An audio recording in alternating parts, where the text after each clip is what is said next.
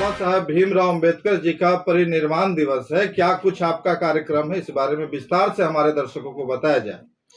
जी, कल डॉक्टर बाबा साहब अंबेडकर साहब का परिनिर्वाण दिवस है और यह कार्यक्रम बिहार के लिए गौरव की बात है कि बिहार में पहली बार पटना उच्च न्यायालय के माननीय 3 न्यायाधीश, माननीय न्यायमूर्ति श्री मोहित कुमार शाह साहब, माननीय न्यायमूर्ति श्री अनिल कुमार सिन्हा साहब और माननीय न्यायमूर्ति डॉक्टर अंशुमन साहब इस परिचर्चा में भाग लेंगे कि relevancy of doctor Ambedkar constitutional idea in modern India, इस पर बाबा साहब के संविधान जो है उनकी कहाँ तक जो है अभी रिलीवेंसी है, इस संबंध में माननीय न्यायाधीशगण भाग लेंगे और अपने वक्तव्य को जो है रखेंगे।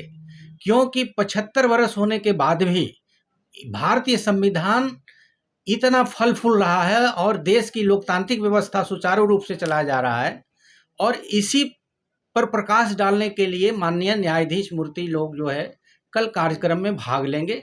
और उस कार्यक्रम में हम लोग और सफल बनाने के लिए, ऐतिहासिक बनाने के लिए हम लोग जनसंपर्क अभियान भी चला रहे हैं और कार्यक्रम को और मतलब सुदृढ़ करने के लिए, हमारे कार्यक्रम को शोभा बढ़ाने के लिए माननीय बिहार बार काउंसिल के माननीय चेयरमैन श्री रमाकांत शर्मा साहब और माननीय बिहार स्टेट बार काउंसिल के माननीय सदस्य श्री योगेश चंद्र वर्मा साहब भी अपने वक्तव्य को रखेंगे और भारतीय संविधान की पर जो है वो परिचर्चा करेंगे कि भारतीय संविधान का आज भी भारत में कितना जो है उसकी रिलेवेंसी है और बाबा साहब कितने महत्वपूर्ण आज के 75 साल के बाद भी कितने रिलेवेंस हैं, इस संबंध में परिचर्चा करेंगे।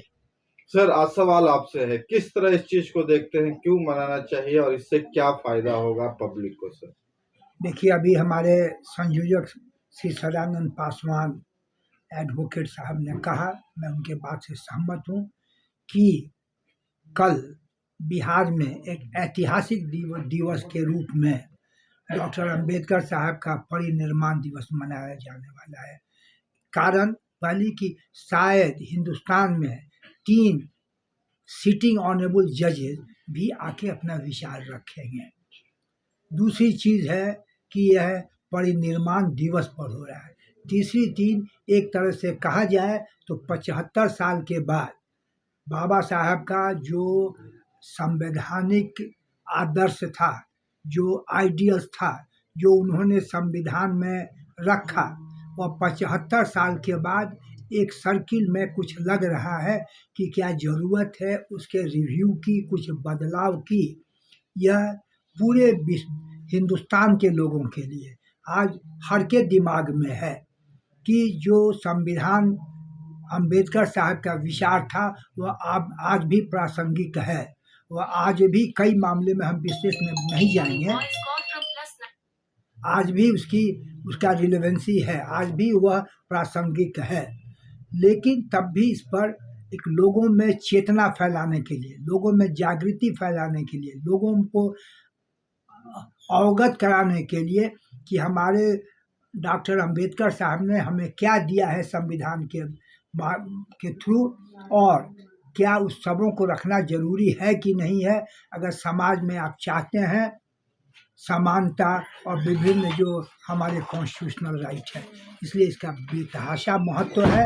हम चाहेंगे कि न केवल पटना उच्च न्यायालय के वकील पूरे बिहार में इस कल के बैठक के बाद जो ब्रॉड आइडियाज़ आता है, हम तो सदानंद साहब से निवेदन करेंगे कि उसका बुकलेट करके 10-5 हज़ार पूरे बिहार के वकीलों और आम लोगों में बांटें। तो इसका एक ऐतिहासिक महत्व है ये है, और भविष्य के लिए भी इसका महत्व है। और इस मामले में हम सदानंद पासवान को बधाई देना चाहेंगे कि ये उनके विचार की, उनके व्यू में ये आया, उन्होंने पेशकदमी लिया। इस पेशकदमी के लिए सदानंद पासवान हर तरह से बधाई के पात्र हैं। अंबेडकर विचार मंच के तत्वाधान में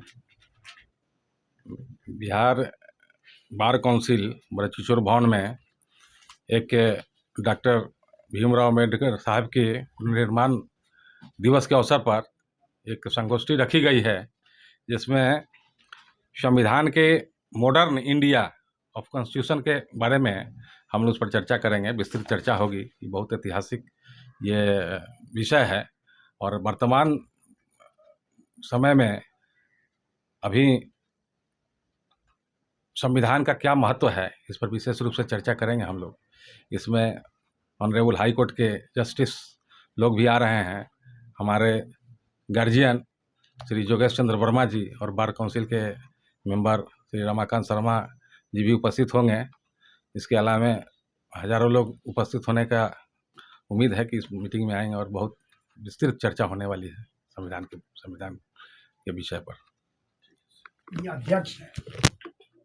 बेनिफिट टीवी का वीडियो आपको पसंद आया तो चैनल को सब्सक्राइब करें और वीडियो को लाइक करें। ज्यादा से ज्यादा लोगों तक वीडियो